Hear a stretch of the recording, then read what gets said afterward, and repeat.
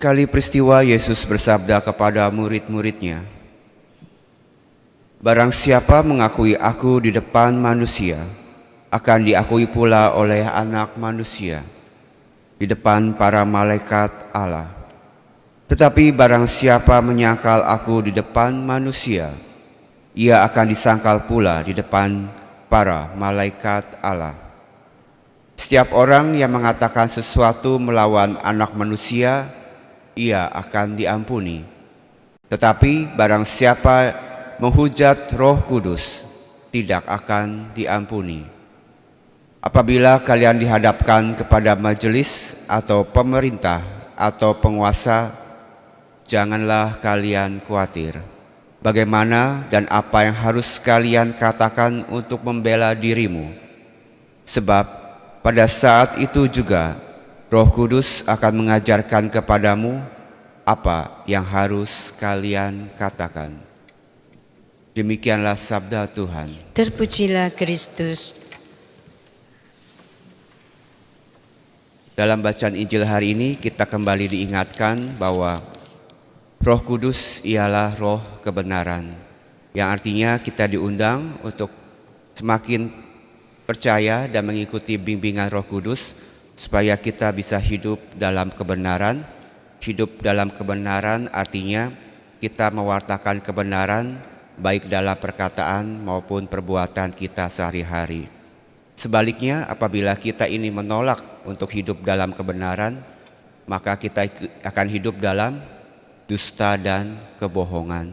Sebab lawan dari kebenaran adalah kebohongan dan dusta. Itulah sebabnya dalam bacaan Injil hari ini Yesus bersabda, "Apabila kalian menghujat Roh Kudus, maka dosamu tidak akan diampuni." Mengapa? Karena apabila kita tidak percaya kepada Roh Kudus yang adalah roh kebenaran, maka kita akan hidup dalam kebohongan, dalam kepalsuan. Kita tidak akan lagi dapat mengenali kesalahan dan dosa-dosa yang kita lakukan, karena kita anggap bahwa kita ini sudah hidup baik. Apabila kita menolak Roh Kudus, kita akan tidak bisa lagi menyesal atas dosa-dosa kita. Kita tidak lagi menyadari bahwa hidup kita telah berdosa. Kalau kita tidak menyadari kita telah berdosa, bagaimana mungkin kita mau bisa mengaku dosa? Karena toh bagi kita tidak berdosa, sehingga kita tidak perlu mengaku dosa. Kalau tidak mengaku dosa, maka dosa kita tidak akan diampuni. Itulah artinya mengapa apabila kita menghujat Roh Kudus, maka kita tidak akan diampuni. Jadi apa undangannya Bapak Ibu pada kita pada pagi hari ini? Semoga kita diajak untuk semakin beriman seperti Abraham, yang artinya sekalipun keadaan di sekitar kita berkata lain, tapi kita tetap percaya, kita mau percaya kepada Roh Kudus yang akan membimbing kita melalui setiap permasalahan dalam hidup kita, dan kita akan disadarkan bahwa hidup kita akan selalu bergantung kepada rahmat Tuhan.